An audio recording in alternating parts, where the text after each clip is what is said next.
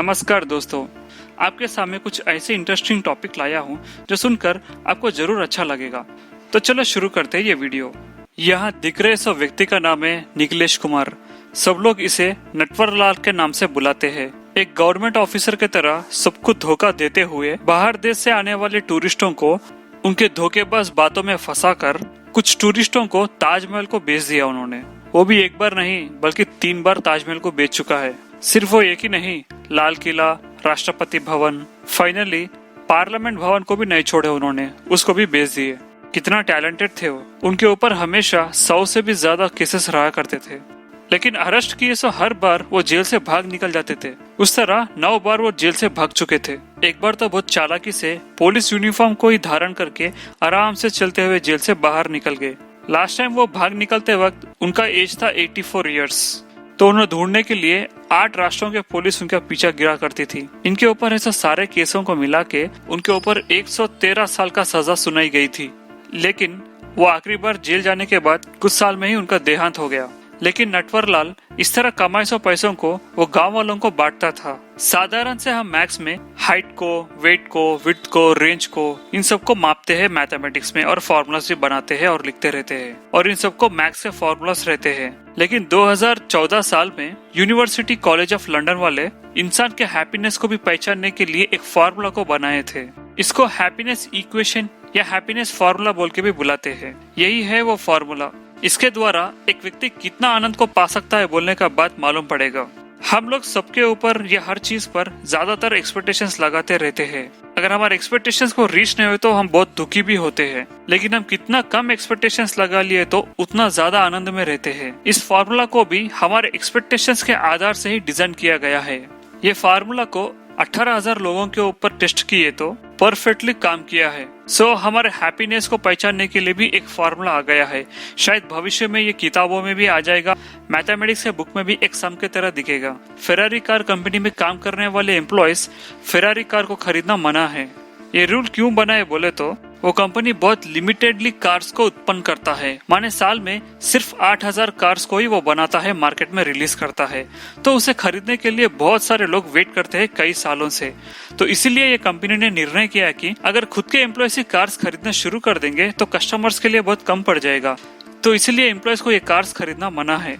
डेनाटोनियम benzoate ये दुनिया भर में ही सबसे कड़वा रहने वाला केमिकल है। कितना कड़वा रहेगा बोले तो हम 1000 लीटर पानी को लेके उसके अंदर सिर्फ हम 30 ग्राम का ये केमिकल को अगर मिलाया गया तो हम उस पानी को नहीं पी पाएंगे, उतना कड़वा रहेगा वो। तो इससे आप अंदाजा लगा सकते हैं कि ये कितना कड़वा है पदार्थ।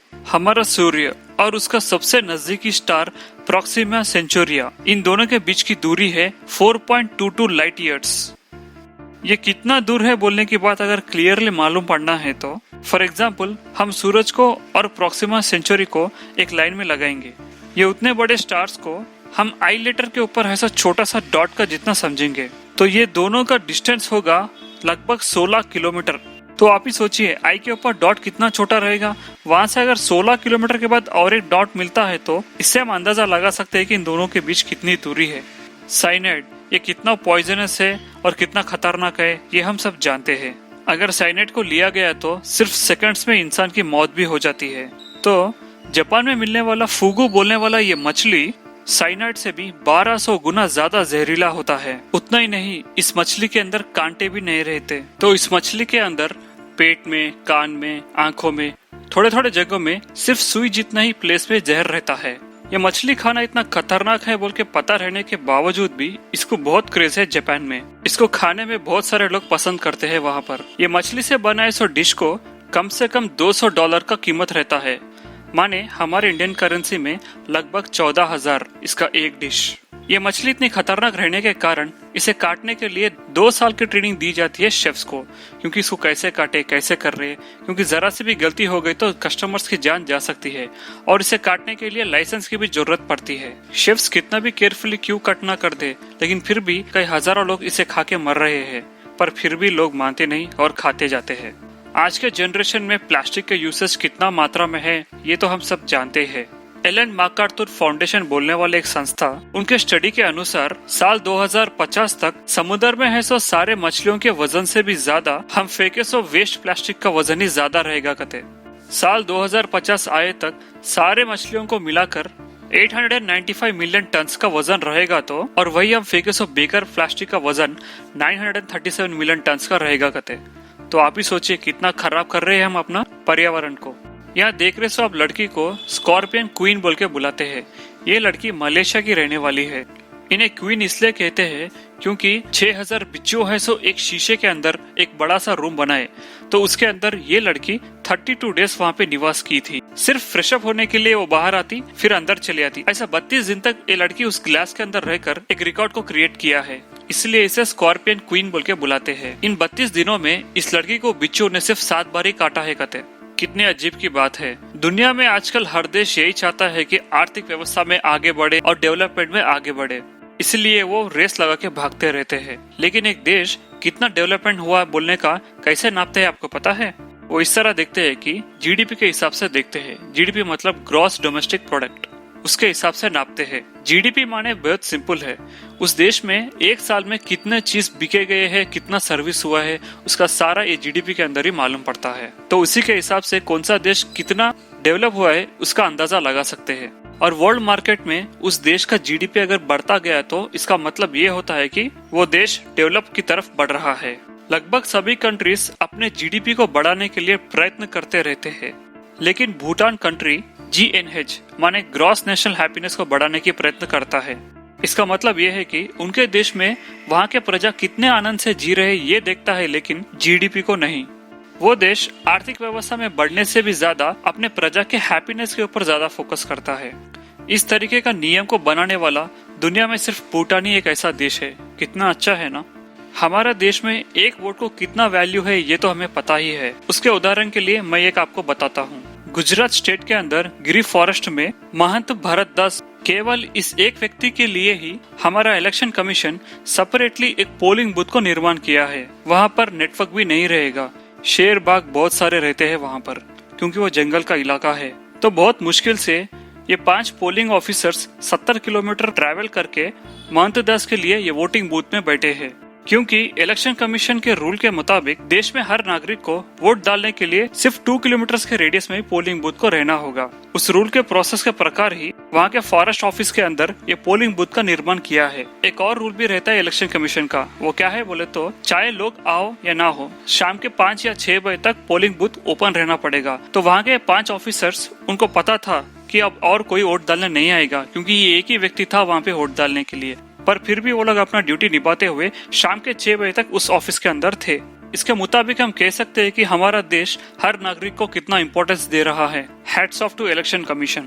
हम मोबाइल फोन खरीदने के लिए नीचे ऊपर हो जाते, राइट? लेकिन चाइना का एक व्यक्ति कंप्यूटर प्रोग्रामर अपने सैलरी 2 साल तक छुपा के रखकर $82,000 को जमा किया है। माने हमारे इंडियन करेंसी में ये लगभग 50 लाख जितना अमाउंट है। उतना पैसा को वो जमा कर कर वो एक ही साथ खर्च कर दिया है। किसके ऊपर पता है? आईफोन के ऊपर। तो उन्होंने 99 एप्पल आईफोन 6s मोबाइल को खरीदे थे उन पैसों से, और उन सारे मोबाइल्स को लव शेप में डिजाइन कर कर अपने गर्लफ्रेंड को प्रपोज किए थे। लेकिन आश्चर्य की बात यह है कि वो लड़की ने उन्हें मना कर दिया।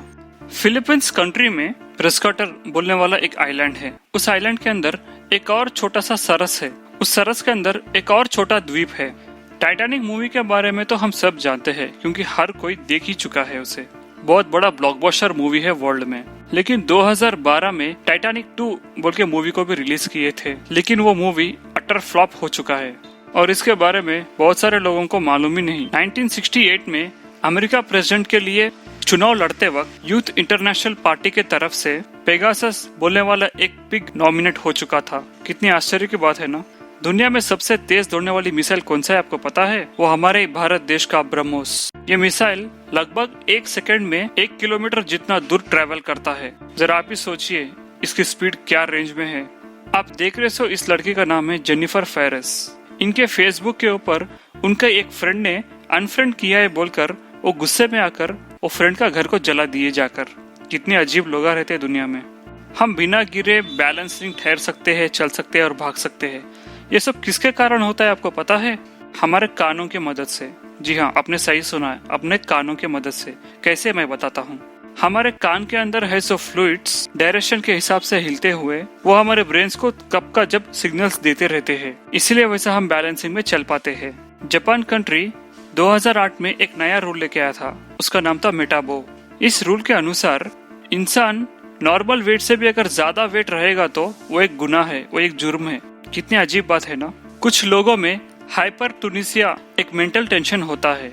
ये हैसो वालों को उनके जीवन में हुए सो घटनाएं उनको बहुत अच्छी तरह से रहती है, वो कभी भूल नहीं पाते उनको। भारत का अंतरिक्ष परिशोधन संस्था इसरो एक नया रिकॉर्ड को बनाया है। वो लोग एक ही रॉकेट के द्वारा एक नहीं दो नहीं वो उपग्रह में 103 सैटेलाइट्स को छोड़कर आ चुका है। इनमें से 3 सैटेलाइट्स हमारे देश का है तो बाकी के अदर कंट्रीज के हैं। इस रिकॉर्ड को इसरो ने फरवरी 15 तारीख 2017 में अपने नाम किया था। तो दोस्तों ये है हमारे वीडियो। अगर आपको हमारे ये वीडियो पसंद आए तो प्लीज हमारे चैनल को लाइक कीजिए, शेयर कीजिए और सब्सक्राइब करके नोटिफिकेशन की घंटी भी जरूर दबाइए ताकि आने वाले वीडियो के नोटिफिकेशन आपको मिल सके। तो अगले वीडियो के साथ फिर मिलेंगे, तब तक के लिए धन्यवाद।